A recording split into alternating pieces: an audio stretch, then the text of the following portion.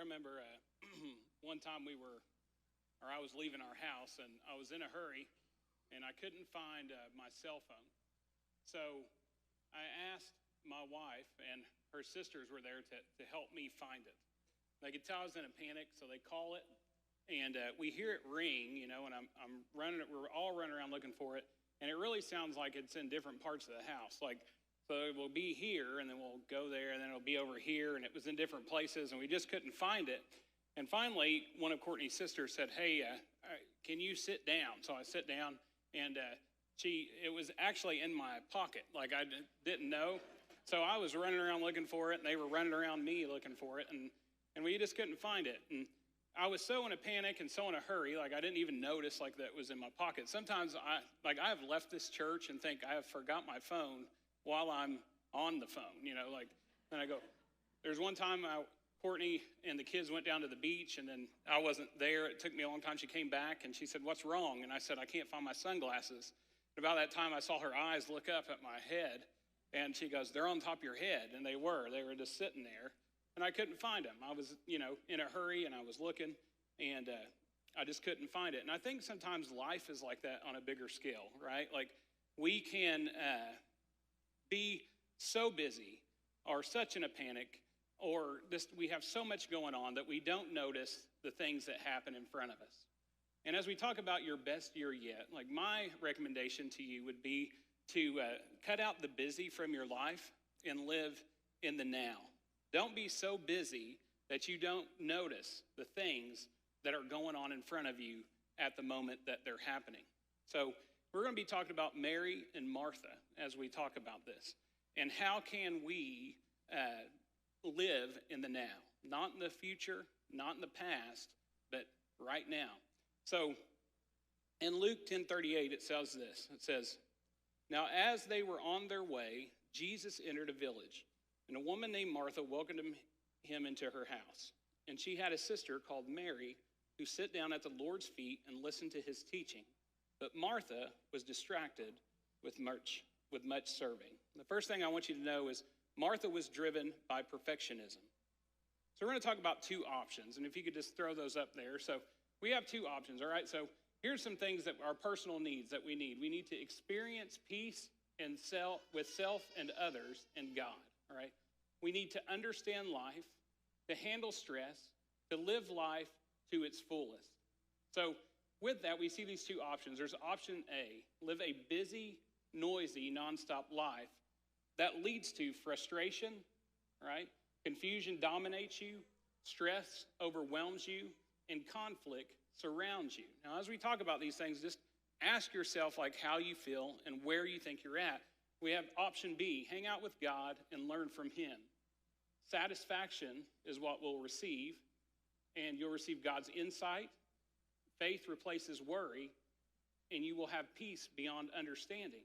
Now, I'd say a lot of times I fall in the option A. Busy, noisy, nonstop life. My wife and I have 5 kids, and sometimes we don't slow down equals frustration, confusion, stress, those things, and it just feels like there's always a tension, you know what I mean? So there's two ways, and how do we get to option B, where we are seeking God, and we're not worrying, we have faith, and all those things. How do we do that? Well, with Martha, we can see why this was important, and we can understand why Martha wanted things to be right. Jesus' visit was very important because he was only a few weeks away from death, but Martha was distracted by the many things she had to do. Like Martha, many of us miss such divine moments in life because we are distracted by perfectionism and the desire to receive people's approval. A lot of time we are driven by perfectionism because we worry about what people think. And Martha is doing that. She's worried about the chores. She's worried about the things that need to be done. And I would say a lot of us that strive for perfectionism, it is a true statement. It's fair to say that we do worry about what other people think. Now listen, if I was to invite you over to my house, all right, and you come over, you're going to walk in and it's going to be clean, all right? And you're going to think, I might even try to make you believe that it's like that all the time, right? Now, if you show up 2 hours early, okay, you're going to find a whole different situation, all right? You're going to find popcorn all over the place. We have these cup holders in our sectional. You'll probably find pudding in that cup holder. You'll find Whitley running around naked because she's taken off her diaper and it's laying right there. And, that's just how it is. We have 5 kids. And if you showed up to my house and I invited you over and it was perfectly clean and you showed up, you was like, not a crumb in sight. Chris has 5 kids. Something is suspicious, right? And if I came to your house, I know you clean when I come over, right? But the thing is, Jesus in this, he's more worried about the time spent with them and not her getting everything done. When you come over to my house, of course, I don't want you to put your cup in pudding. But if you come over to my house, I know you're coming over for the relationship part of it, to see me. You're not going to come over to the Slayton Estates to admire my home or see how nice it is. You want to hang out with us. And we can miss out on a lot of things when we focus on perfectionism. It can cause us to work hard for the money and the things that we want our kids to have that we never had growing up. When really all the kids, what they want is us. It can make us focus on our appearance so much. And let me say this, it's okay, I'm all about self-care, but sometimes we can focus so much on us and the way we look and the way we feel can affect the others around us. Now, my wife is a snuggler, okay? And I am not a snuggler. So she wants to hold me sometimes. Kids think it's gross, but she tries to pull me in, and here's how I feel. The fatter I get, the more I don't want to snuggle. I don't know why, but she'll try to hug me and I'll say, I just can't do it right now. I feel fat and gross, and stuff. And a lot of times she'll say, hey, I don't care how fat you are. I want you.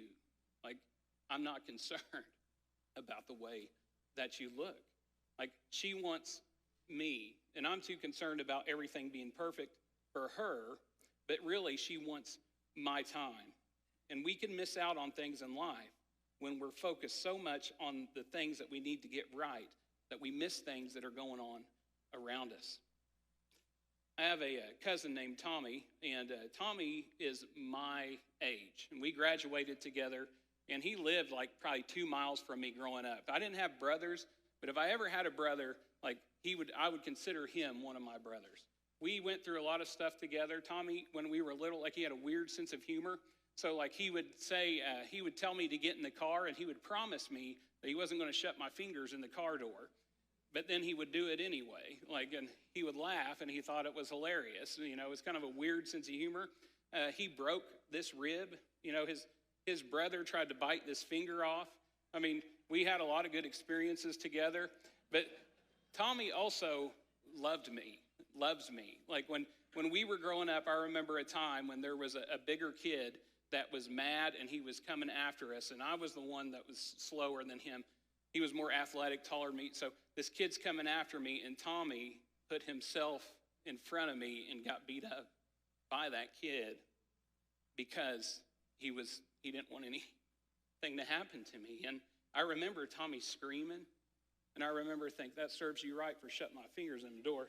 But he loved me. And I don't have a lot of memories growing up without him being there.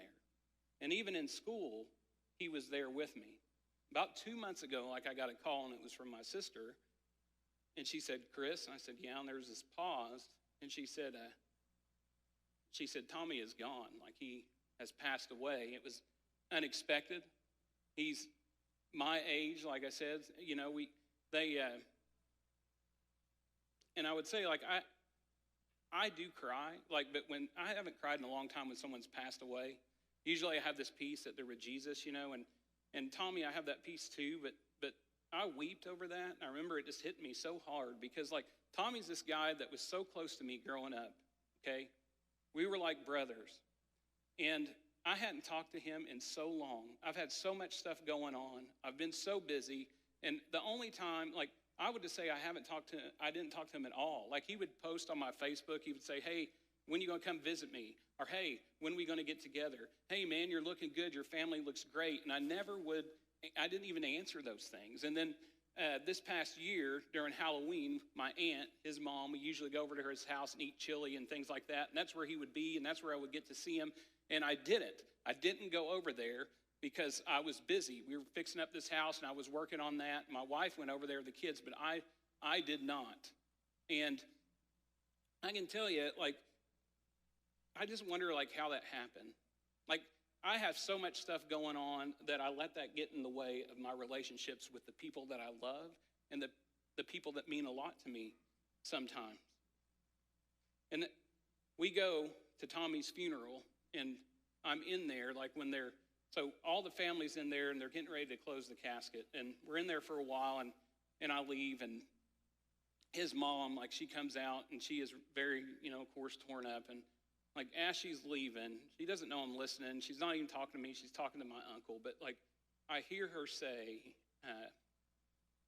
to Tom, she said, Tom, I just don't want him to close that casket. Here is a mother grieving, like, in a way that I've never heard before. And again, like, I had an uncle this year pass unexpectedly. I met with his son. I did the funeral, and his son, wept in that same kind of way. And I always wonder, like, what would it be like, or what would it have been like if they knew that time was short? If they knew that was coming, would they have hugged him? Would they have kissed him more? Would they have said, I love you? Would they have made time to spend with him? Because I can say that I would have.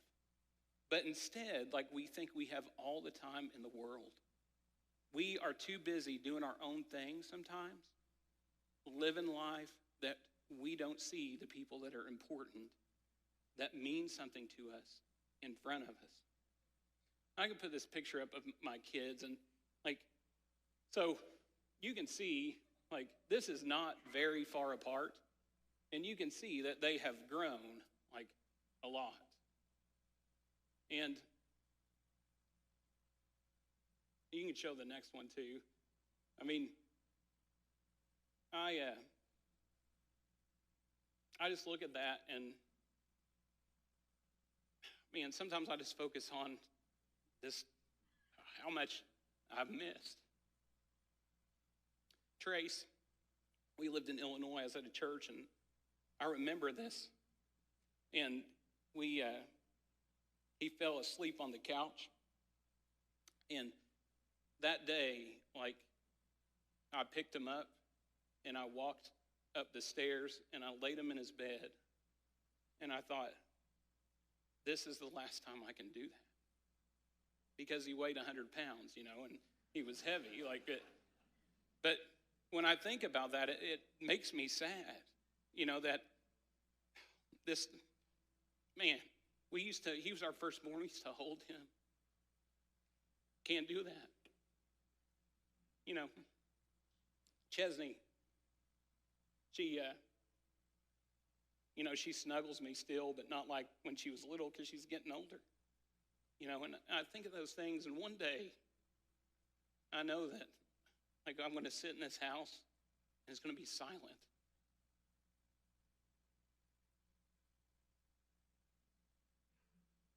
And I'm going to miss this. I'm going to miss the toys, the mess, the poopy diapers, all that stuff when it's gone. Like, I'm going to be sad. And, I can sometimes have so much going on around me that, the people that are important to me, I miss out on, and it goes by so quick. Martha wanted everything to be in order before she spent time with Jesus. Luke 10:40 says, but Martha was distracted with much serving, and she went up to him and said, Lord, do you not care that my sister has left me to serve alone? Tell her then to help me. So I just put this picture of my kids up here, and I'm talking about them, and I'm crying. But I just want to tell you, that's all a facade. Like, I got hot sauce in my pocket, rubbing my eyes, and I don't even talk to my kids, really. I don't know them very much, don't know their birthdays and stuff like that. Like, they come up to me and they want my attention, So like Whitley comes up to me and she wants my attention, but she has a dirty diaper, and I ain't got time for that. She needs to learn how to fix that herself. She needs to learn how to change that. She comes up to me and she wants a sandwich. Well, too bad, kid. Like, you need to learn how to make a ham sandwich, all right? So my son, like, if he doesn't score enough in a basketball game, I don't want to talk to him. My daughter, Chesney, she draws me a picture. She gives it to me, and I look at it, and I say, I think you can do better, kid, and I give it back to her. That's usually how our relationship works. Actually, it's not how it works at all, but I think sometimes that's how we picture God is, right? Like we want to get everything in order of our lives before we can come and have this relationship with Jesus. And that's not what he's asking at all. Like, if you see here, Martha, like, he wanted to spend time with her, right? He wanted her to be there with him, but she was focused on all these other things, trying to get them in order. And sometimes we do that with our lives. If I stop doing this, if I don't do this, if I get this right, then like I'll feel comfortable coming to Jesus. And a lot of times we let shame and guilt keep us away from him. Paisley, my other daughter, I've been trying to eat healthy. I don't know if you can tell or not, but been trying to eat healthy. And I watched this guy on YouTube. The thing is called Athlean X, okay? And he tells you like how to eat and stuff like that. And he was giving these healthy meals. And one was, I went out and bought some oatmeal, some pumpkin, and then some whipped cream, the kind that you spray, you put on top. Bring the whipped cream home. And whipped cream don't last in our house, all right? The kids, and Courtney taught them how to do this, all right? If you come to our house, don't eat the whipped cream, because they take it, they spray it in their mouths, all right? It'll last all 2 days with them going, you'll just hear all the time and them doing that. So I brought my own, and so I had a talk. I said, hey, this is Daddy's whipped cream. I'm trying to eat healthy. Don't touch it, all right? So I made that meal. It was delicious. I could eat it every day, So the next day I went to make it, and I got all the way to the whipped cream, and I look in the fridge, and guess what? It wasn't just gone. It wasn't there. I was like, what happened to the whipped cream? Like, so we have this family meeting. I call them in and say, hey, where is Daddy's whipped cream?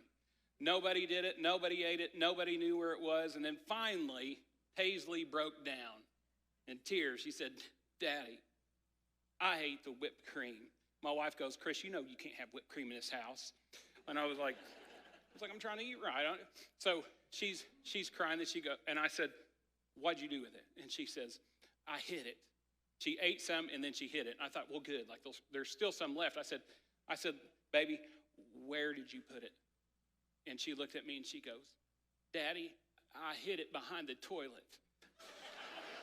And I thought, and immediately I go, Paisley, that's crazy. You don't hide stuff behind the toilet, even if it's wrong. Like, don't go hide it behind the toilet. Now I can't eat it. Nobody can eat it. We just need to throw it away. Like, so she breaks down. She starts crying. She runs to her room, throws blankets over her head, shuts the door. She's breaking down, And, finally, I get a hold of myself, and I think, man, I'm sitting here. I never in my life thought I'd be arguing with my kids about a can of whipped cream. Like, I run into her room to talk to her. She's so shamed, that she won't let go of the covers, and I want to apologize to her. And I was like, baby, just, like, if you just let me talk, I'll buy you all the whipped cream you want. If you just talk to me. Like, so I apologized to her, and I just let her know that, I love her. Like, here's the thing. Like, she was going to let this thing that she did. And, of course, like, God wouldn't react like I acted. When we go to him and we're messed up and we've done something wrong, he doesn't react like I did. But Paisley wanted, like, this shame that she had was interfering with her relationship with me. Like, she didn't want to come to me. She felt so bad. She just wanted to hide underneath the covers, and she didn't want to talk, and she wanted to stay away. And I feel like sometimes that's what we do with God. Like, we feel shame, we feel bad, so we have this distance from God when actually, like, God wants to be in it with us. Like, he wants to be in our mess. He wants to be in our lives. He wants to be with it. Because, listen, we cannot get our lives together if Jesus is absent of that, right? Like, he is the reason, like, we get our lives together. The love for him, the love that he has for us, even our relationships with other people, when we distance ourselves from God, like, that just can't happen. And here you see Again, Martha trying to get everything perfect before she sits down at his feet. And I want to say, like for us, that's not what we need to do. We don't need to get everything perfect before we sit down at his feet. We just need to sit down at his feet. Because, again, he wants that relationship with us. The next thing is Mary's life was driven by excellence. So, if you go to verse 40, it says, "But Martha was distracted with much serving, and she went up to him and said, 'Lord, do you not care that my sister has left me to serve alone? Tell her then to help me.' But the Lord answered her, 'Martha, Martha, you are anxious and troubled about many things, but one thing is necessary. Mary has chosen the good portion, which will not be taken away from her.'" So, someone said perfectionism is doing things right, while excellence is doing the right thing. Women in biblical times were more into their household work. Learning at the feet of a rabbi was considered not suitable for them. But Mary pushed back her household work to sit at the feet of Jesus because it was the right thing to do. She was driven by excellence. And we can look at this in many ways, like choosing our family over things that we need to choose them over. Sometimes work, or sometimes other responsibilities. Choosing the right thing is what we need to look at. Now, I told you, I have been, over the last year, working on a fixer-up house, okay?